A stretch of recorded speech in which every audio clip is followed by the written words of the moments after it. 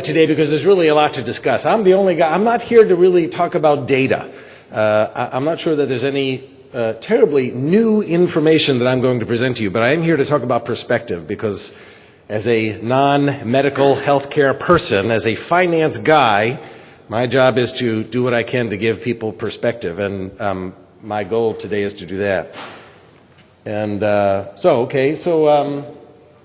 these are the three things that I'm going to go over. One, the history of science, because I think if you're not familiar with energy medicine, then one of the things that we often find is that people think this is some sort of woo-woo thing. I'm not actually sure what people mean when they go woo-woo, because it doesn't really communicate much. But you get the sense that they don't think that there's credibility to this, and in fact, energy medicine goes back several thousand years when the Greeks used to use electric eels to treat people who were sick. I'm not sure how well that worked for the people, and but it was an interesting start to energy medicine. There is a perspective you could have on healthcare when you look at it through a finance or a fiduciary lens. And there are people who consider me an expert in fiduciary conduct. If you're not familiar with that word, it really means the nature of looking after someone else. In the context of finance, that would be the nature of looking after somebody else's money. You can tell how well we've done that in this country. And it's useful to know that, if there's a claim to fame that I have in finance, it is that we created the first fiduciary training program in this country, in spite of the fact that you would think that with $12 trillion in retirement plans and all of the places where that money sits, that there would be a requirement that people get trained before they have some say over how that money's invested. There is no requirement in the United States to do that. Isn't that astounding? We're also going to talk about the emotional intelligence issues, and I don't mean this to be any kind of offensive presentation about emotional intelligence, but it is a very useful topic when you're dealing with the nature of having people integrate new information into their thought process, because that's really what this is about. That's what energy medicine is fundamentally. The first piece of this domain is to figure out, now, given where you walk into the room, if you've not been engaged in energy medicine before, what does it mean to actually start to incorporate that into your practice? So if you got into medical school, you should know who this guy is because you took a physics course somewhere in undergraduate education, and Richard Feynman probably wrote that text. He is a brilliant physicist. He's left tremendous notes behind that are not just about pure physics, and I think it's a useful thing to remember. This is a standard slide in almost every presentation I make, no matter who I'm talking to. It is what I have said to the senior staff of the Board of Governors of the Federal Reserve, who often sit there a little bit stunned, surprisingly so. But in fact, what this points to is that you have a certain thought process, whatever it is. And this works whether it's regards to medicine, whether it's regard to finance, whether it's regard to relationship. You enter the stage with a certain thought process, and that is almost certainly both the driver of your behavior and the source of the limitations as to why it is that you see the problems that you see. It's just the nature of being human. There's nothing particularly special about it, except that we're all compromised, if you will, by the nature of that's how we're built. So everyone knows who this is. And this is an interesting, well, you know, you talk about this to lawyers and they look at you like, what's the problem with that? So my job is particularly hard when there's lawyers in the room, but I'm going to go back to these three statements because they serve as the sort of umbrella of this entire presentation. But I'm not going to start with healthcare. I'm going to start with anthropology. And I'm going to start with geophysical presentation of something called the Puri-Reis map. And this was a map that is actually drawn in 1513. And if I could, you see there on this map the land underneath the Antarctic ice cap. And you can see what that looks like in a little bit more clear of a drawing over on this map. This is the land underneath the Antarctic ice cap that was drawn on a map in 1513. So what's the problem with that? Well, one problem is that area has been covered by a mile of ice for 6,000 years. So just the nature of it is someone had to draw this map more than 6,000 years ago. That's a problem.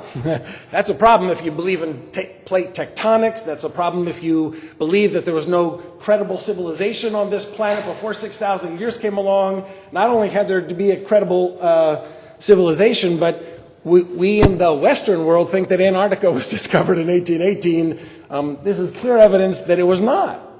What do you do with that? Well, one of the things that you do is you go to the U.S. Air Force, who in 1958 surveyed the land underneath Antarctica and came out and found out that that map is within 5 seconds of arc to what the Air Force said it was in 1958. So not only did you have a cartographer in 1513 get it almost perfectly as to what the land underneath Antarctica looked like, but the United States Air Force could not explain it. This is an anomaly. And in fact, you can see, whoops, wrong one.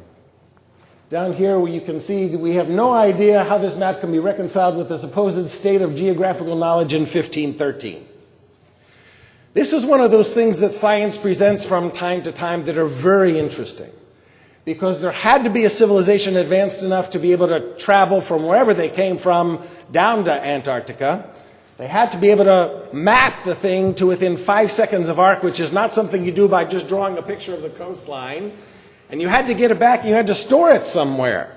And that was all before 6,000 years ago, when in theory we were just learning how to maybe plant something in the Mideastern crescent. This is an anomaly. This is one of those things that science says, well, either you take a deep dive into the door that opens you up into and you learn something completely different, or you have to re-cosmologize, if that's a real word. You have to rethink about what your sense of how this began and what civilization means. Another way that science advances, aside from the discovery of anomalies, is by discrete observations. There's a guy, Dr. Picton in New Orleans, who apparently figured out that when people were kept in dark spaces and they had smallpox, they didn't develop these lesions over their face. It was a pretty interesting observation, and he wrote it up. I don't know where he wrote it, but it turns out that Niels Finsen in 1893 found that article and said, that's pretty interesting, and started experimenting with light, mostly on smallpox patients, and he found out that red light and blue light work differently.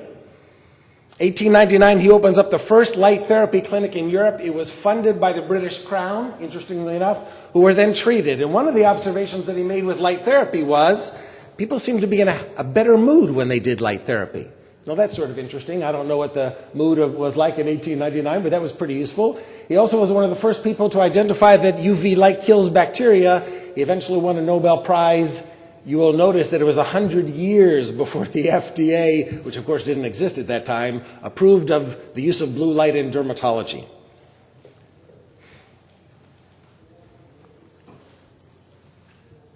Science has a way of taking a long time to work.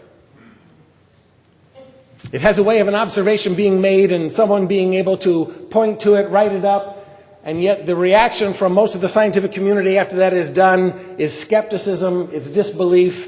It is a certain kind of emotional compartmentalizing of that data because it does not fall into the construction in which core science takes it at face value for what's actually happening. I would assert to you that the nature of energy medicine stands at that space today. It's actually stood there for a long period of time, although 10 years ago it was more, shall we say, woo-woo than it is now. Now it is not only becoming, there's more money spent seeing alternative and complementary medical practitioners in this country than there is seeing allopathic doctors. Those lines crossed in 2002. So this is mainstream medicine at this point. We still don't have our arms around a whole lot of things about it. Like, there's still a lot of things we just don't know why they work. Jim's presentation was a clear representation that we're probably missing a whole lot of physics.